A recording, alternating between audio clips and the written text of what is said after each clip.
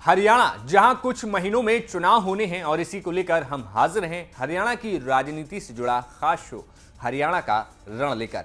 तो बात होगी कि कांग्रेस सांसद दीपेंद्र हुड्डा की खाली हुई राज्यसभा सीट पर चुनाव के ऐलान के बाद कैसे भाजपा में खींचतान बढ़ गई है और कौन से मजबूत चेहरे हैं जिन पर भाजपा हरियाणा में दांव लगा सकती है। वहीं अगली खबर में बात होगी कि दीपेंद्र हुड्डा की हरियाणा में चल रही हरियाणा मांगे हिसाब यात्रा की, जो शुक्रवार को कुरुक्षेत्र के थानेसर विधानसभा पहुंची।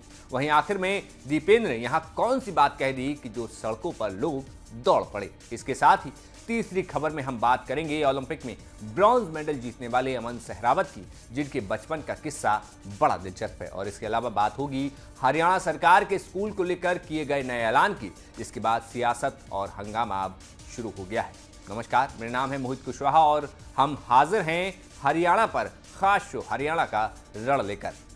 तो शुरुआत करते हैं हरियाणा में होने वाले राज्यसभा चुनाव की खबर से। 3 सितंबर को राज्यसभा की सीट पर वोटिंग है। ऐसे में दीपेंद्र हुड्डा की खाली हुई सीट के लिए कांग्रेस के पास संख्या बल फिलहाल नहीं है, जबकि भाजपा के लिए इसे जीतने की पूरी संभावना नजर आती है। इस सीट पर भाजपा की तरफ से सबसे ज्यादा चर्चा 3 नामों की है, जिसमें कुलदीप बिश्नोई, किरण चौधरी का नाम तो शामिल है ही, साथ ही साथ पंजाब की लुधियाना सीट से चुनाव हारे रवनीत सिंह बिट्टू का नाम भी इसमें शामिल, यानी कि कयास लगाए जा रहे हैं, क्योंकि चुनाव हारने के बाद रवनीत सिंह बिट्टू को केंद्र में राज्य मंत्री तो बना दिया गया है, लेकिन फिलहाल वो किसी भी सदन के सदस्य नहीं है। लेकिन इन नामों के बीच सबसे ज्यादा चर्चा इस बात की भी है कि भाजपा इस सीट के लिए किसी दलित चेहरे पर भी दांव लगा सकती है, क्योंकि लोकसभा के चुनाव में भाजपा को दलित वोटरों की तरफ से बड़ा झटका मिला था, जिसके बाद भाजपा अपने संगठन में किसी ऐसे नाम को आगे कर सकती है जो वोटरों में चुनाव के ऐन वक्त पहले सीधी मैसेजिंग दे और उन्हें साध सके।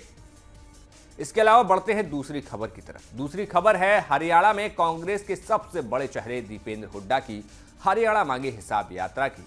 जी हां, विधानसभा चुनाव से ठीक पहले दीपेंद्र हुड्डा लगातार विधानसभा में यात्रा निकाल रहे हैं। 3 अगस्त से इस यात्रा का दीपेंद्र ने दूसरा फेज भी शुरू किया और इसी को लेकर कुरुक्षेत्र के थानेसर दीपेंद्र पहुंचे। दीपेंद्र ने यहां पहुंचते हुए सीधे भाजपा को निशाने पर लेते हुए कहा कि भाजपा सरकार के आंकड़े बता रहे हैं कि देश में सबसे ज्यादा बेरोजगारी, नशा और अपराध की दर जो है वो हरियाणा में है। और तो और दीपेंद्र ने कहा कि प्रदेश में अपराध बढ़ते जा रहे हैं, जबकि हरियाणा के युवाओं को नौकरियों के लिए प्रदेश के बाहर जाना पड़ रहा है। सुनिए क्या कुछ दीपेंद्र हुड्डा ने थानेसर में कहा। 10 साल जो सरकार थी, अमन चैन शांति रही थी कि नहीं रही थी हरियाणा के अंदर? मैं पूछना चाहता हूँ। व्यापारी छोड़ गए थे, पलायन कर गए थे हरियाणा से, और अब पलायन करना पड़ रहा है हमारे नौजवानों, वो भी विदेशों में, वो भी डोंकी के रास्ते, वो भी मजदूरी करने के लिए, कि यहाँ पे बेरोजगारी इतनी हो गई। मैं अपराधियों को कहना चाहता हूँ, आपने को अपराध में नंबर 1 बना दिया, क्राइम में नंबर, लेकिन अपराधियों आपका जो समय है, समय भी खत्म हो चुका है। महीने का टाइम है, या तो आप पलायन कर लो, नहीं तो कांग्रेस सरकार आएगी और उसके बाद आपसे हिसाब लेने का काम अपराधियों को हम कहना चाहते हैं। कानून व्यवस्था हरियाणा के अंदर और हरियाणा आगे बढ़े, ये हमारे संकल्प है। बाकी भी सारे एक संकल्प आप तक पहुंच चुके हैं। और ये पोर्टल और ये आईडी, इन पोर्टलों और आईडियों ने जनता को अपने जाल में ऐसा फंसा दिया, कागजों में। इन पोर्टल और आईडियों क्या करना चाहिए भाई? फैमिली आईडी, प्रॉपर्टी आईडी, जब ये दिल्ली में नहीं है, जब ये चंडीगढ़ में नहीं है, जब ये यूनियन टेरिटरीज में लागू नहीं किया बीजेपी ने, जब गुजरात में लागू नहीं किया, तो हरियाणा में ऐसा क्या है? हरियाणा से नाराजगी थी तो ये पोर्टल और आईडियो के चक्कर में फंसा दिया हरियाणा के नागरिक को, और नौजवान को फंसा दिया सीटी के और पेपर लीक घोटालों की जंजाल में नौजवान को फंसा दिया और कच्ची नौकरियों में फंसा दिया। फंसाते हैं कि नहीं फंसा दिया कच्ची नौकरी में? तो भाई ये पोर्टल और ये आईडी जन विरोधी ये भी जाएंगे, और ये कच्ची भर्ती भी जाएगी, और कच्ची भर्ती वाली सरकार भी जाएगी भाई। अब दीपेंद्र हुड्डा की हरियाणा की इस यात्रा का कितना कुछ असर चुनाव में देखने को मिलेगा, ये आगे आने वाला वक्त बताएगा। बढ़ते हैं अगली खबर की तरफ। अगली खबर में बात होगी हरियाणा की शान बनकर उभरे अमन सहरावत की। अमन सहरावत ने पेरिस ओलंपिक में भारत को 6ठा मेडल जिताया और 57 किलोग्राम कुश्ती में कांस्य पदक जीता।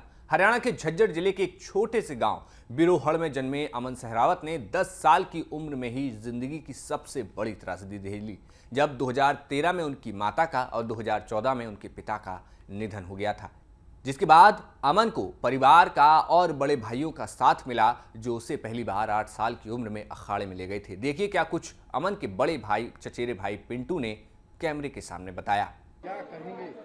खुश जियो ओलंपिक के साथ गोल्ड के साथ काम कर दिया। कल चूक होगी, हमने भरोसा था हमारा भाई पे गोल्ड लेके होगा, लेकिन कल आड़ी वो दुख था ना हमारा, वो दूर कर दिया बाबा ने और हमारे भाई ने। एक तरफा मैच आज भी दिखा दिया, कल भी थी, वो चूक होगी और इंडिया को एक नहीं कई कई गोल्ड देगा। ठीक, हाँ सबसे बड़ा अमन का पूरा जीवन, हाँ पूरा जीवन देखा है। बचपन में जी हम मेरे साथ जाते थे, मेरे से छोटे हैं सभी, 6 भाई हैं हम काका ताऊ के, तो मैं इनको सबको ले जाता। एक आश्रम है वहाँ, ये 8 साल का था मन जब लेके जाया था, 8-9 साल का, तो 6 महीने हुए थे रेसलिंग करते करते वहाँ। तो गया ना, जाते महाराज बोले इसको ट्रेनिंग का देते हो, ये तो लगता है 2-3 साल से ट्रेन है, नई जिम को यहीं से शुरुआत है। तो उसमें फिर हमने जी अमन को बाहर छोड़ दिया। 6 महीने के बाद वो काकी और काका एक्सपायर हो गए, तो ये ताऊ काका ने सबने मिलके अमन की वो करी। मेरा 1 साल पहले अमन का ताऊ था ना जो सबसे बड़ा, वो एक्सपायर हो गया। अमन का तो जी भाई, एक हमारा भाई था वो भी एक्सपायर हो गया था, यो बाद में होया है। यो उसका ये एक भाई था इसका अमित का, तो इसके बाद ये होया है। तो उम्मीद फिर से आ गई थी इतनी 12 चोट होने के बाद। और अमन में देखे जी अनुशासन प्लेयर में सबसे बेस्ट होनी चाहिए, वो अमन में है जी। अमन में कूट कर भरा है अनुशासन। घर पे आता है तो साल में 1 या 2 बार त्योहार पे आता है, एक दिन, उस दिन भी घर पे मेहनत करता है, अखाड़े में जाके यहाँ आश्रम में, और सीधा फिर वापस चला जाता है। अब बात हरियाणा शिक्षा मंत्रालय के उस आदेश की जिसकी खूब चर्चा शुरू हो गई है। हरियाणा के स्कूल में बच्चे गुड मॉर्निंग की जगह अब जय हिंद बोलेंगे। शिक्षा मंत्री सीमा त्रिखा ने इसकी जानकारी दी और घोषणा की। स्वतंत्रता दिवस से यह नियम सभी विद्यालयों में लागू हो जाएगा। विद्यालय शिक्षा निदेशालय की ओर से सभी जिला शिक्षा अधिकारी, मौलिक शिक्षा अधिकारी और खंड शिक्षा अधिकारियों को निर्देश जारी कर दिए गए हैं। इसी को लेकर अंबाला के मौलिक शिक्षा अधिकारी ने क्या कुछ जानकारी दी वो सुनिए, और ये नियम कब तक लगातार चलेगा या फिर ये 15 अगस्त के मौके पर दिया गया है वो बात भी सुन लीजिए।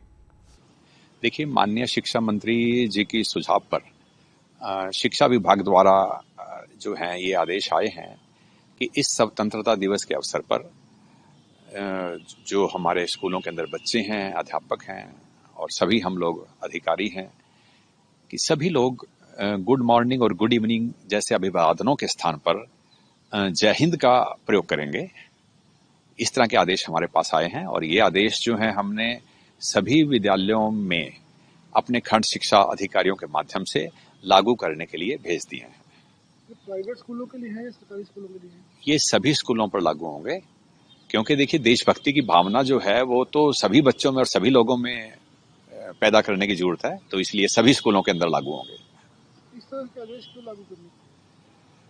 देखिए, जय हिंद का नारा जो है वो सुभाष चंद्र बोस जी ने दिया था और उस समय दिया था जब स्वतंत्रता आंदोलन जो है वो चल रहा था और सुभाष जी ये चाहते थे कि देश के जो भी लोग हैं उन सभी के अंदर जो है देशभक्ति की भावना जो है मजबूत हो। और जितनी बार जय हिंद का नारा लोग बोलते थे तो देशभक्ति की भावना जो है वो उतने ही जो है वहां पर हिलोरे लेती थी मनों में। बिल्कुल वही चीज यहाँ करने के लिए जो है आज भी देखा जाए तो समय की यही जरूरत है कि एक एक बच्चा, एक एक अध्यापक, सभी के अंदर जो है वो देशभक्ति की भावना उत्पन्न हो।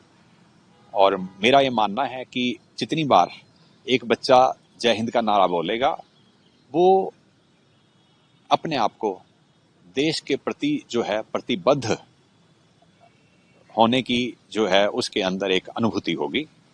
तो मुझे लगता है कि ये बहुत ही सुंदर प्रयास है शिक्षा विभाग का और इसको हम अपने जिले के सभी विद्यालयों में लागू करने जा रहे हैं। ये स्वतंत्रता दिवस के अवसर पर रहेगा या परमानेंट लागू? देखिए, ये परमानेंट रहेगा। स्वतंत्रता दिवस तो एक अवसर है कि जिस अवसर पर हमने इसका प्रयोग शुरू करना है और उसके बाद तो फिर ये चलता रहेगा, साल दर साल चलता रहेगा और हमेशा के लिए चलता रहेगा। तो ये था हरियाणा की खबरों से जुड़ा हमारा खास शो हरियाणा का रण। आपको कैसा लगा हमारा ये शो हमें कमेंट बॉक्स में जरूर बताइए, और साथ ही साथ आपके वो कौन से मुद्दे हैं जो कि देश दुनिया के सामने आने चाहिए वो भी कमेंट में लिख सकते हैं। मिलते हैं अगले दिन, तब तक के लिए नमस्कार। न्यूज नेशन अब व्हाट्सएप पर खबरों के ताजा अपडेट के लिए न्यूज नेशन के इस QR कोड को स्कैन करें।